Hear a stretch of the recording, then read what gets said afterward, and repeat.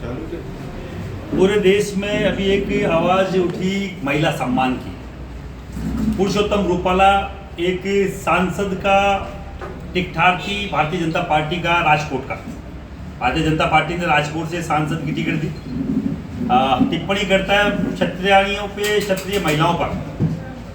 टिप्पणी क्या है कि महिलाओं का संबंध था अंग्रेजों से, रोटी बेटी का रिश्ता था और राजपूत राजा राजपूत लोग अंग्रेजों के चरणों में गिरे रहते थे। उन्होंने अपना धर्म बेच दिया, ये उनकी टिप्पणी थी। हमने मांग करी गुजरात में कि इनकी टिकट काटी जाए, क्योंकि हर कोई आकर महिलाओं के ऊपर या राजपूत समाज के ऊपर अभद्र टिप्पणी करके चला जाता है और फिर बाद में माफ़ी मांगकर इतिश्री कर लेता है। तो मैं आपके चरणों के माध्यम से बोलना चाह रहा हूँ, हर बार राजपूत ही टारगेट क्यों? क्या राजपूत समाज ने इस देश धर्म के लिए कुछ नहीं किया? क्या राजपूत समाज ने इस राष्ट्रवाद के लिए गर्दनें नहीं कटाई? क्या राजपूत जाति ने, राजपूत राजाओं ने इस अखंड भारत के लिए अपने 564-65 रियासतें नहीं दी? क्या राजपूतों की जो जमीनें गई, राजपूतों की सीलिंग एक्ट में हर एक जागीरें गई, वो क्या काफ़ी नहीं है? कब तक राजपूत को टारगेट किया जाएगा? इस बात को लेकर गुजरात से एक युद्ध का आरंभ हुआ, एक रणनीति का आरंभ हुआ कि कोई भी व्यक्ति जो गलत बोलेगा महिलाओं के खिलाफ, राजपूत के खिलाफ, तो हम लोग उसका विरोध करेंगे जब तक ऐसे लोगों का कहीं ना कहीं राजनीति से सफाया नहीं हो जाता। हम लोगों ने रूपाला का टिकट मांगा, टिकट काटा, कि काटने की हम डिमांड करते हैं। इन लोगों ने टिकट नहीं काटा। क्यों? पुरुषोत्तम रूपाला बाल्यकाल से मित्र है प्रधानमंत्री नरेंद्र जी मोदी का, और अगर इनको लगता है कि हमारे बाल्यकाल के मित्रों से ये पार्टी चलेगी तो इनकी गलतफहमी है।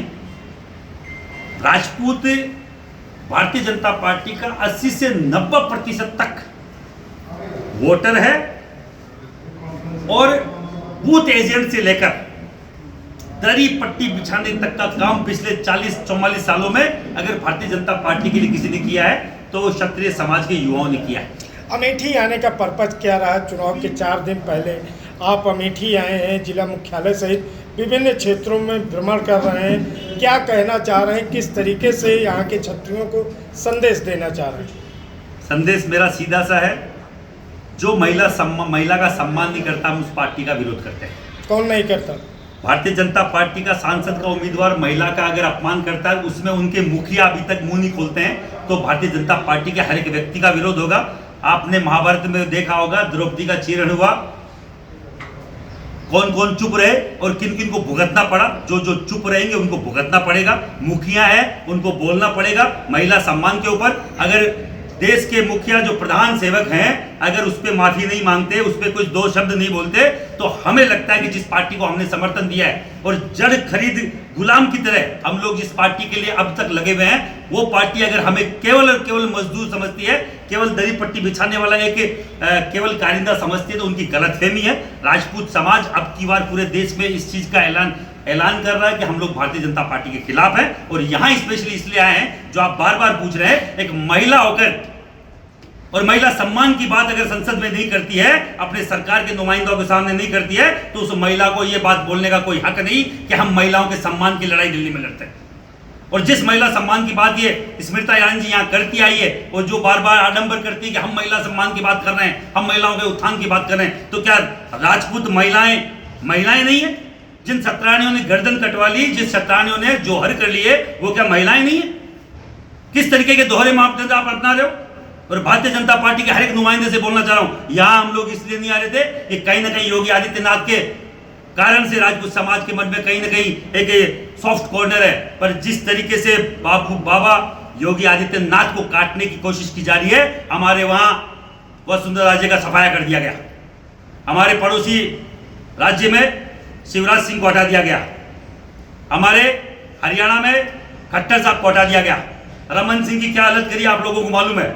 सबसे बड़ी बात, थल सेना अध्यक्ष सबसे सम्मानित एक पद होता है, 8.5 लाख वोट लेके जीते हैं, आपके मोदी जी से भी 3.5 लाख ज्यादा, और उनको वयोवृद्ध करके हटा दिया जाता है, और उनसे 4 साल बड़े मोदी जी खुद तीसरी बार के प्रधानमंत्री के तौर पर तैयार होते हैं। तो ये समझने की जरूरत है कि राजपूत समाज के जो सर्वोच्च नेता, उनको कैसे काटा जा रहा है। राजनाथ सिंह जी की हालत छुपी हुई नहीं है पूरे यूपी से और पूरे देश से। माला में 1 सेकंड पहले सर जाता है, उसके आधे सेकंड में सर वापस निकल जाता है। उनकी क्या हालत कर दी जिन राजनाथ सिंह जी ने इनको प्रमोट किया था पूरे देश में। आप देख लीजिए क्या हालत है। हमारे रमन सिंह जी को क्या कर दिया, नरेंद्र सिंह तोमर को सीएम के नाम पे वहां केवल एक एमएलए बना के बिठा दिया गया। राज्यवर्धन सिंह राठौड़ जो कैबिनेट मिनिस्टर थे, उनका हालत क्या कर दिया गया। हजार मेरे पास उदाहरण है।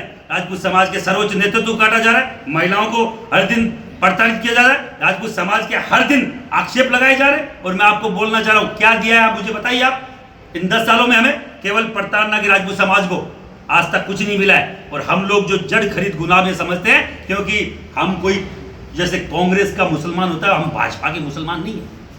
हम केवल यही बताने आए हैं।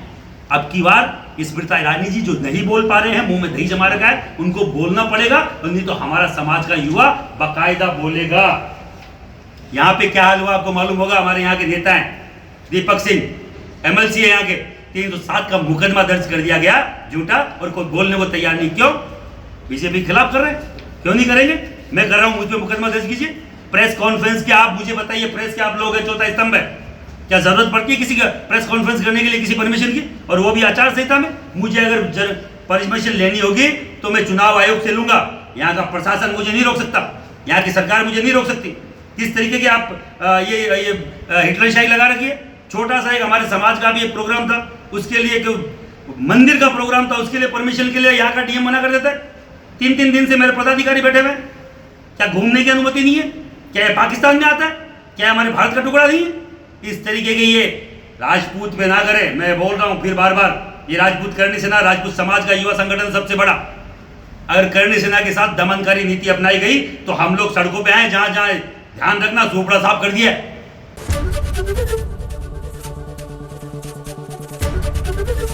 एबीपी गंगा, खबर आपकी, जुबान आपकी।